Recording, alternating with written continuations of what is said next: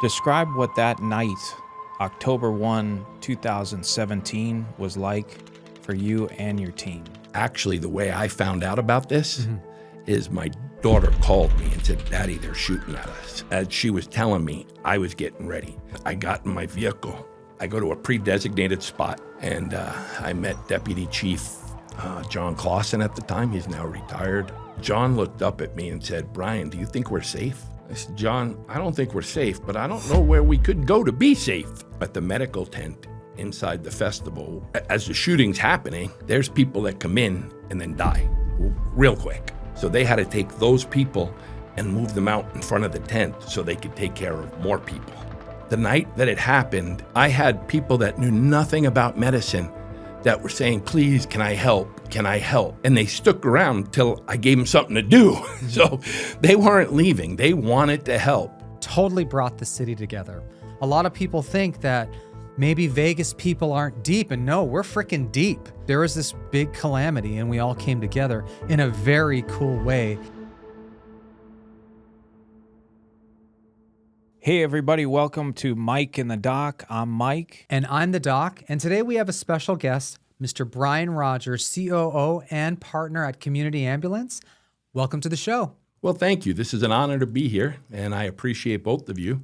And one of the things we left off when you were giving my background is what I consider one of the most important things is I'm a board member on the Forever One Memorial, and we are going to build a memorial for the 1 October shooting. Super important. Totally brought the city together. We were talking about the Raiders, and then there's also the Knights. Oh my gosh. The Knights, when the shooting happened, totally brought this cohesiveness to the city that is, we've talked about this in previous episodes, totally unsurpassed. I love that idea. We totally came together as a city. We did, and everything the Knights did, nobody could ever match. But we also had lines over a mile long to donate blood. The night that it happened, I had people that knew nothing about medicine that were saying, "Please, can I help? Can I help?" And they stuck around till I gave them something to do. So they weren't leaving. They wanted to help. And that's one of the things I took out of this. I was doing interviews the next morning, and I said, I don't want to focus on the guy that did this. Yeah, he's a SOB. But let's look at all the good things last night and how our community comes together in a time like this. You're a paramedic. I take ATLS. I occasionally work in the ER. ATLS, like the whole, when you triage, they're either DOA or they're going to live for the next 30 minutes or they're gone kind of thing. Everything has changed as a result of what happened during the shooting. So it has affected our lives, especially as medical people, in so many different, as a Vegas person, and also as a medical person, it has truly changed our lives. I am extremely happy that you're doing that. The city not only deserves it, but it's so important because, a lot of the times with, I don't want to speak for everybody in Vegas, but a lot of people think that maybe Vegas people aren't deep, and no, we're freaking deep. Like, it's not just about, gambling and drinking and smoking. No, we're really deep. There was this big calamity and we all came together in a very cool way that medical people are modeling after, and TV shows are even modeling after. Yeah, and having said that, most of the first responders, whether it be Metro, fire department, community ambulance, we went around and taught people what we learned from that night. We went as far, in community ambulance, we went as far as Germany. Very cool. To explain to them what happened and how we dealt with it. And not only how we dealt with it, but after we dealt with it, when we went back and did a deep dive into it, what we could do better. And, I know Metro had 93 recommendations come out of that. They accepted 91. As far as EMS and the fire department, in a mass casualty situation, we're going to do something totally different if it ever happens again. We've learned you just can't put hundreds of people at the back door of an ER. So we're going to set up triage areas outside of the hospitals because we feel that's a good use of our resources, so not everybody is running into the hospitals at the same time. And there was a lot of things learned that I think we're all very proud of, and I can tell you Las Vegas as a whole, they're going to be better taken care of, God forbid anything ever happens. I love that. Okay, so Brian, I'd like to reflect back on the fact that it's been 8 years since the devastating 1 October tragedy. And could you share your thoughts on the anniversary? Yeah, I can. And I'd have to break it up into two. One is personal, and one is my job. Personally, I would love to stay in bed all day, not get dressed, not even take a shower, and wait for October 2nd. Professionally, that doesn't work. And I think this community does really good at keeping those that were affected in the spotlight. Because we all want to, whatever we do, pray or give good thoughts, good vibes to all of those people. There was over 800 people that got hurt that night. Some people forget that. And over 450 that got shot. And then 58 passed away. So the 58, absolutely, we got to bring them and got to pray for them, and we got to do everything we can to bring them to the forefront and never, ever forget them. But we also can't forget those that survived. I know personally, I have a daughter, and she helped me do a lot of stuff because I'm on the committee this year with 1 October. And she went to see her doctor yesterday, and her doctor told her to go see a psychiatrist because it brought up every memory. So we, as a community, have to be there for everybody that touched it. We even have first responders that have guilt because they weren't on duty that night. Everybody has something, whether you were in it or not. Las Vegas was touched that night, and I really believe every individual in Las Vegas was touched that night in one way or another. So now, like this year, we did the morning remembrance at the Clark County Government Center. We did a lot at the Healing Garden. And then you have the media who just tries to bring it up in a good way and make people understand that there's resources out there for them. Because I don't believe this is ever going to be something they forget. And I mean, just going by my own personal feelings with my daughter, I see how it can be. When I deal with things totally different. So right after the event, like 10 days, a counselor said to me, Brian, everybody's going to deal with this differently. And your daughter's not doing well. Because I used to tell her, she'd call me up and say, Dad, I'm having nightmares that somebody shot you. And I remember one night I said to her, well, obviously they didn't because I'm on the phone. Can I go back to sleep now? That was totally insensitive. And I was looking at it from how I felt. So we really do have to look at it as what the community feels on that day. And that's one of the reasons that we're doing the Forever One Memorial. So people have a place to go and reflect and hope and provide themselves with some resiliency. Absolutely amazing. Did your daughter go to the concert? She was working for me. Oh. She wasn't an EMT yet, but there's other things for people to do, like register and stuff like that. So she was there when the concert, all three of the concerts, the 3 nights. And actually, the way I found out about this is my daughter called me and said, Daddy, they're shooting at us. Oh, my God. That was before I found out through official terms.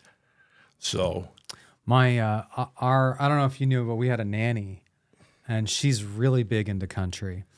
And she's gone before, but that year, I think it just fell through.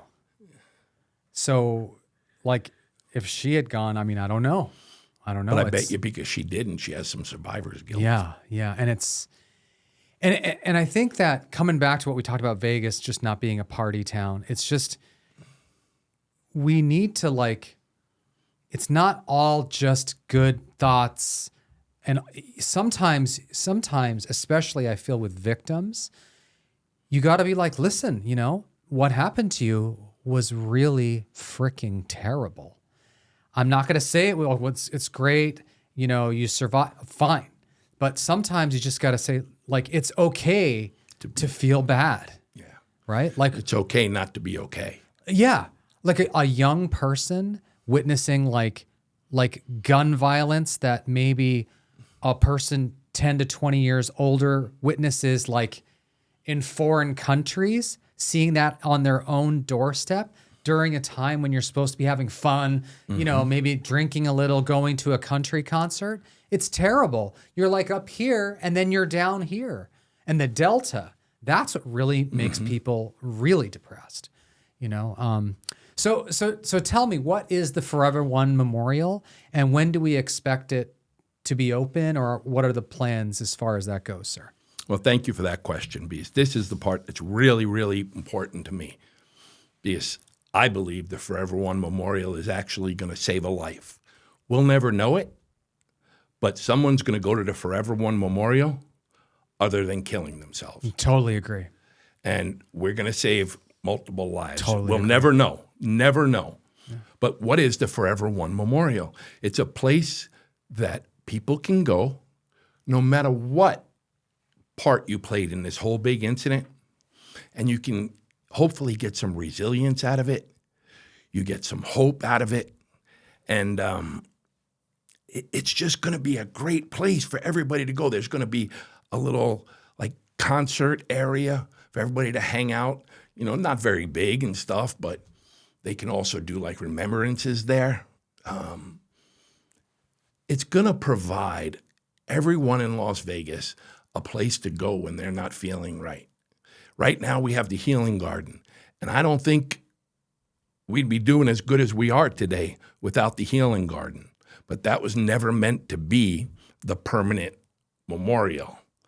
And that's what we're doing, is putting up a permanent memorial to give, I think like you said, people a place to go and reflect and walk out of there with hope and not, you know, sitting at home and trying to deal with it themselves.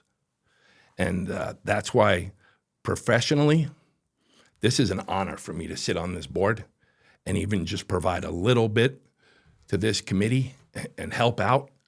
I got to tell you, personally, this is probably the proudest I've ever been of myself to help make this a reality. Very cool. You know, there's all of these tragedies, right? But I remember watching 9/11. Okay, and there is this one part where they, you know, like there's the first plane, and then the second plane, and then the one over Pennsylvania. I was actually a surgical intern during that time, and I did my residency in Pennsylvania, right?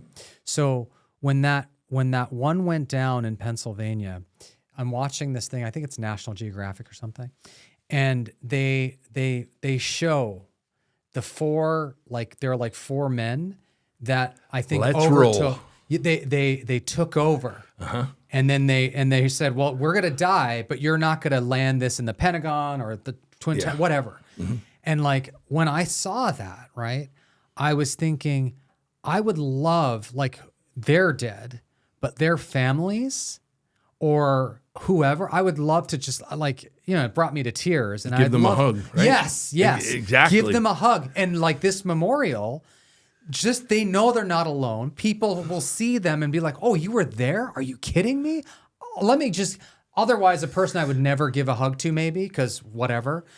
I will give them a hug because it's just like human touch, human nature, whatever you want to call it. But it's gonna provide so much. You're absolutely right. It's gonna change the landscape. One of the survivors that works with us pretty closely, volunteers her time, Sue Ann, her tagline is pretty much, you didn't have to be behind the gates to be affected, because it's a much bigger, group of people that are affected. And that's one of the things I think people may forget. Because there's a lot of people that have survivor's guilt. There's a lot of people that went there with a friend. The friend didn't make it out, and those people think about that every turn. And that's what the memorial is for. It's for you to go think through. I mean,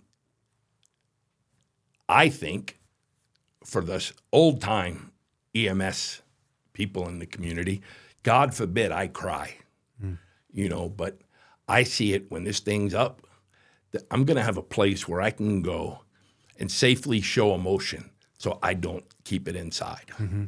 And that's the best part of this. Everybody's going to have that same place. Yeah, the best way to destroy yourself psychologically is to hold it in. But the old guys, first responders, that's what we were taught. You don't talk about it. You sit on the back of the ambulance, have a cigarette, and move on to the next patient. Right. Done. Right. Well, we've learned over the years that doesn't work. But for someone like me, it's still hard to transition to the other way. I still compartmentalize things. And I hope people like me can go here and have hope. So Brian, Dr. Ali, he mentioned the Vegas Golden Knights Foundation, $1 million donation to the Vegas Strong Fund to support construction of the Forever One Memorial.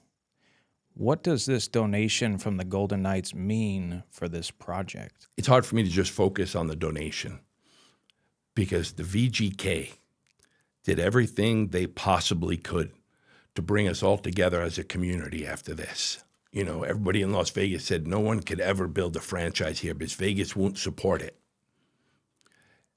And just what they did, they tied themselves to this community in a way that I don't see any other franchise do. Everybody's working on it, and maybe they'll get there. And now, besides everything they've done to keep, for survivors, they're giving the first $1 million to help build this.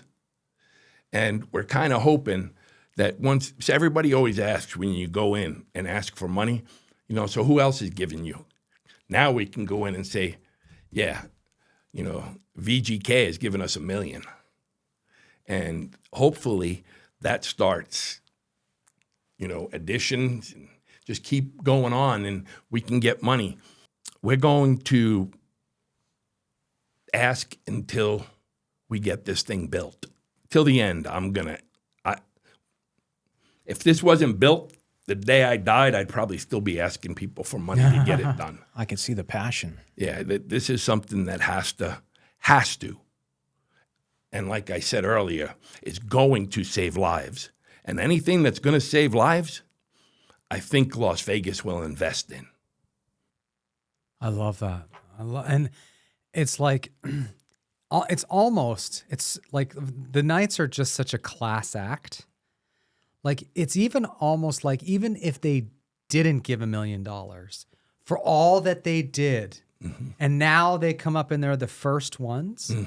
If you don't mind, or I don't even know if you know the answer to this question, but do you know what the total would be? Is there like a total purse that the Forever One Memorial would cost, or are you at liberty to say? If you're not, that's totally cool. Also, No, okay. Initially, we got a price tag of over $70 million.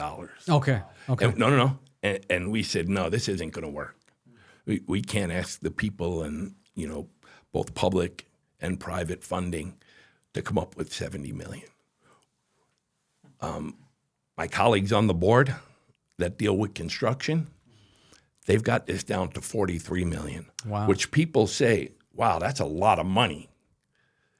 Yeah, when you look at all the money that goes in and out of Las Vegas for different reasons, $43 million, we should be able to come up with it. And, everybody believes this is a worthy cause. So I believe we are going to come up with it. So there is a way that the community can help with this. It sounds like there is a Path of Remembrance commemorative paver campaign. Tell us how we as normal people, our Vegas family, can help with this without being like, the $1 million donation, or hopefully if the casinos, pitch in like 4 or 5 million each, how can we as a community do it? We as a community, we've started a program, like you said, and it's a paver program where anybody that wants, whether they were there or not, can go to foreveronememorial.org and buy a paver. They have one smaller size and one larger size, and they're well worth it for what we're doing. And let's say you don't even have the money to buy that. We want everybody to feel bought in, like they own this. If you could donate $1, do it. Because we really want everybody to feel ownership of this as a place they can go and they helped build, because every dollar counts. As COO and partner at Community Ambulance, describe what that night, October 1, 2017, was like for you and your team. Like I said earlier, I was notified by my daughter. I have a company car, so as she was telling me, I was getting ready. And you could see this story's hard for me to tell, so I apologize for that. I was getting ready, and I got in my vehicle, and then I couldn't get her back on the phone. Oh, no. So I think my words, I may paraphrase, but my words were, Glenn, who was in charge before I got there, I know this is unusual, but somebody find my daughter. Yeah, absolutely. And coming from Henderson, pretty much Valley Verde and 215, I think by the time I hit 15, they had found her. So I go to a pre-designated spot just to the east of the festival grounds on Reno. And I met Deputy Chief John Clausen at the time. He's now retired. And firefighter, I believe he was an EMS captain, Pat Foley. And there was also another deputy chief, Jeff Buchanan. And John looked up at me and said, Brian, do you think we're safe? I said, John, I don't think we're safe, but I don't know where we could go to be safe. We don't know enough yet. Because we started getting calls from the airport, from all the other hotels, that there was shootings. And at that point, you don't know if this was a large attack on Las Vegas and things were coordinated and they just did it in many places. And that's what you have to consider before you do things. And it wasn't for a little while later that we found out on the ground that it was one shooter and that he was now, I'll say the word because I don't like him, dead. Mm-hmm. And, but throughout that whole thing, we just did our job. Our troops, whether it be any of the fire departments, community ambulance, AMR, everything that night, we all became one. I could tell you community ambulance had extra people. AMR had extra ambulances. We worked together, so we sent community ambulance people to AMR to get their ambulances. And we're fierce competitors. But on that night, we were going to do whatever it took. Every fire department within striking distance came in and helped. Metro, those guys did everything they could for us. In the medical tent at the festival, they surrounded the tent so a shooter couldn't get in. nobody had realized yet the bullets were coming from up in Mandalay Bay. So although everybody did what they thought was right, in the very beginning, we were all, like right there. And I couldn't be more proud. The way it works is pretty much you have to work in special events before you can work on a 911 ambulance. You got to get some experience, right? And we had several people there that day. This was the first time they ever were on an ambulance. And this is what they got. My daughter, who's not really medical, they told her they had a woman shot in the head, but it was gonna be okay. They told her, just stand there with your hand, on a pad and hold it. That's something she'll never forget. There's new employees. We had one girl, brand new. They said, go get me a piece of equipment. And they meant in the tent. She thought she had to go out to the ambulance. And she really thought to herself, all right, well, if I die, that was God's will. And she ran out in the shooting to the ambulance. And nobody knew where she went. And then she came back. And it was like everybody was going to do whatever that night. And I am so proud of every man and woman, no matter what agency, that stepped up on that night to do what all of us had to do to make Las Vegas safe and healthy again. Amazing. There's nothing like it in our history, and we were here for it. Mm-hmm. And since then, there's protocols that have changed. We all learned from it, and I think I went over that earlier. That we'll be better next time. Not that we weren't good this time, but any one of these events you learn from, and so you're better the next time, and we will all be better next time. You brought up a good point. So it's been about 8 years, right? Mm-hmm. So what has changed as far as emergency rescue, EMTs, docs, triage? Mm-hmm. What are the high level things that have changed since? On the EMS fire side, yeah, we're going to send someone that's high ranking. This way they can tell people what to do to each hospital. We're going to develop a triage area outside of the hospital. Because I know Desert Springs isn't there anymore, but I will, they were a great example. Desert Springs is a little community hospital, and they had people running in shot. That, they didn't know which way to go. The people that ran in didn't know where to go. So what we've learned is we have to do a triage outside that hospital and send the most critical in. Because hospital personnel aren't used to doing that every day. All these people running at them at one time. They're usually in control, and they're going to triage you one at a time. But, we will now have a different triage method at each hospital. Right, based upon their resources, right? Mm-hmm. You're not going to send your crazy traumas to a non-trauma center. No. But that I feel like part of the issue, or not the issue, but we have 2 major trauma centers. Mm-hmm. And how can you prepare? Everybody that was transported by ambulance knew where to go. Oh, good. But there was a lot of other people that were transported in the back of pickup trucks before we even got there that drove to Desert Springs. Right. We got to not let that happen. Desert Springs was a great hospital. I would never take anything away from them, but I can't have people shot in the head going to a community hospital. I have to have them going to a trauma center. Yes.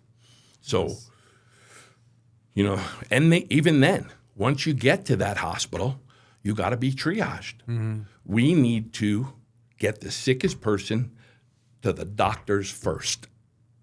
Period, end of story. A lot of times, there's nothing anybody can do until they hit surgery. Mm-hmm. So we got to triage these people and get them to the right place at the right time. I see. It's super important. Mm-hmm. Even if you send, because the majority, one could argue that everything that day is trauma, but they get to the trauma center and then the people in triage there can say, listen, yes, this is technically a trauma, but this can be handled at X, Y, and Z hospital. Mm-hmm. So it's not like the people at UMC and Sunrise are going to just get totally and completely lambasted. No, it's going to be. And that night the protocol changed because we have a trauma treatment protocol. And yes, it tells us, right now, if it's a long bone fracture or it's a fall from 20 feet, yeah, you have to go to a trauma center.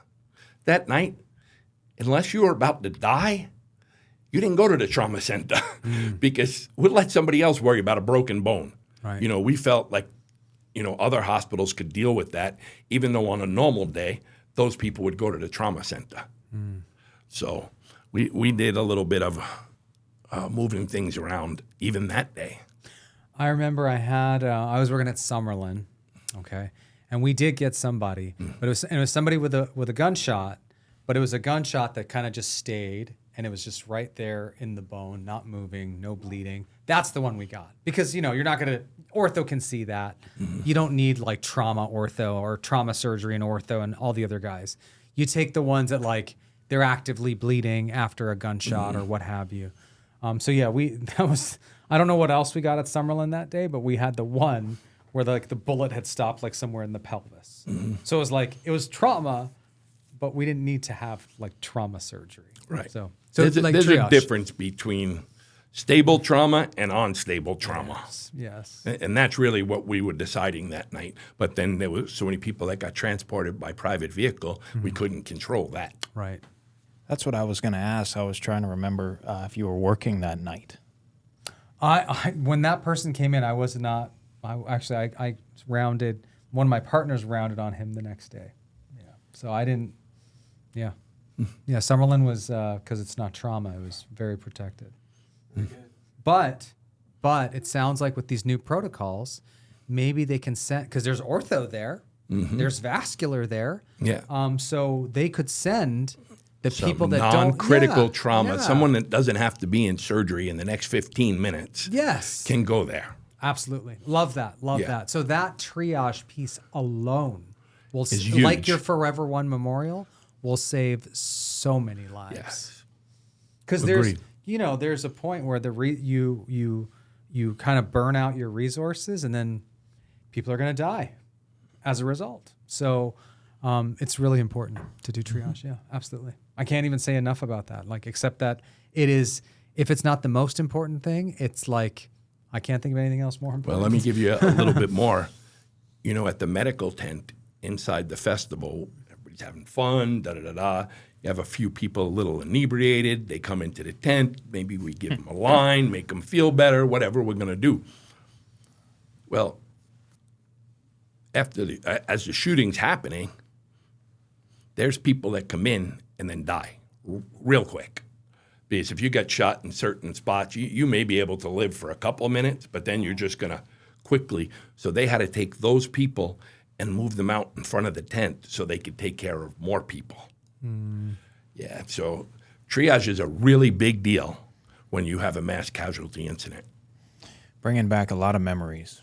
Yeah, it's very important. And sometimes just based on, and this is something that I'm sure you'll address at the memorial, somebody shouldn't feel guilty. Like in normal times, maybe you could save somebody, but when your resources are absolutely pushed beyond their limit, this person might not live. And you as the triage person need to say, listen, in normal times, we could sit here and figure this out, but we can't today. Because if we try and figure this out, 10 other people are going to die. I learned that very early in my career. We went on a call that was way outside. It was on the way to, I don't even remember the name, where you go cut Christmas trees down. And we had another ambulance coming, and we had the helicopter coming.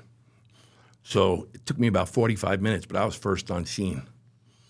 And I was like, okay, I went to the 16-year-old girl. They said she was up, around, talking, everything was fine, and she had just gone down. So I said, I'm a paramedic. I'm going to help her. So I wound up intubating her. We were doing CPR. Well, we found out the helicopter wasn't coming because of the weather, and our backup unit was lost. And this was out by Calnavary. I couldn't remember it at the time. And I got so mad that my partner walked up to me.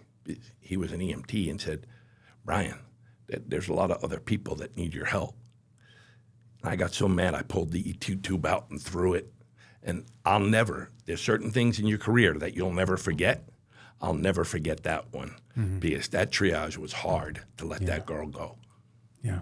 What do you hope viewers will take away from your story and from the Forever One Memorial?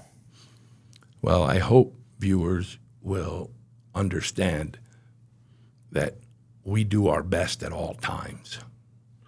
And sometimes that's not easy, especially if your family member was the one that got triaged out. But it's something that has to be done. And that leads right into the Forever One Memorial, because that's going to be a place for first responders, for survivors, for just the general public that feel guilty they couldn't do anything to help. They're going to go there. So if there was one thing I leave with, we can all go to foreveronememorial.org and give. And like I said earlier, if you can only give $1, give $1. But if you can give more, please give more. And you can buy pavers. This isn't for us.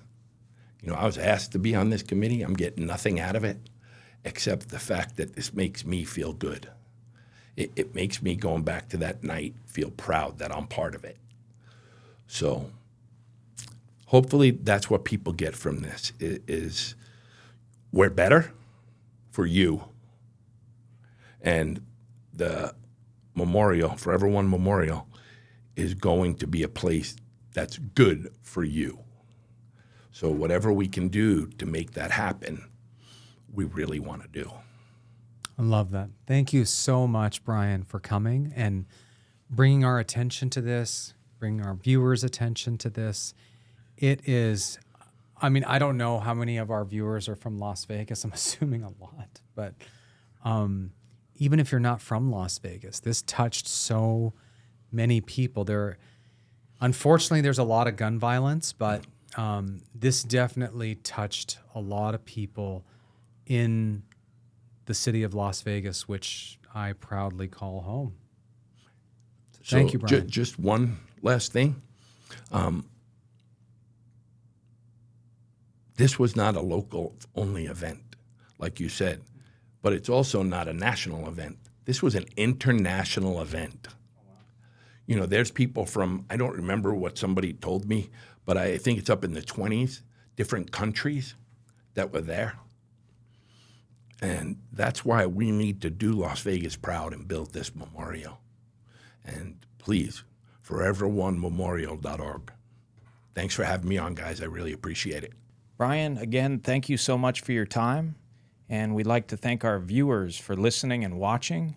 And don't forget, the way to help with this extremely noble cause is to go to foreveronememorial.org, and you'll find everything you need. We have a link in our video description that you can reference. So again, foreveronememorial.org. And if you're new, thanks for listening and watching, and make sure to subscribe and stay tuned for the next episode.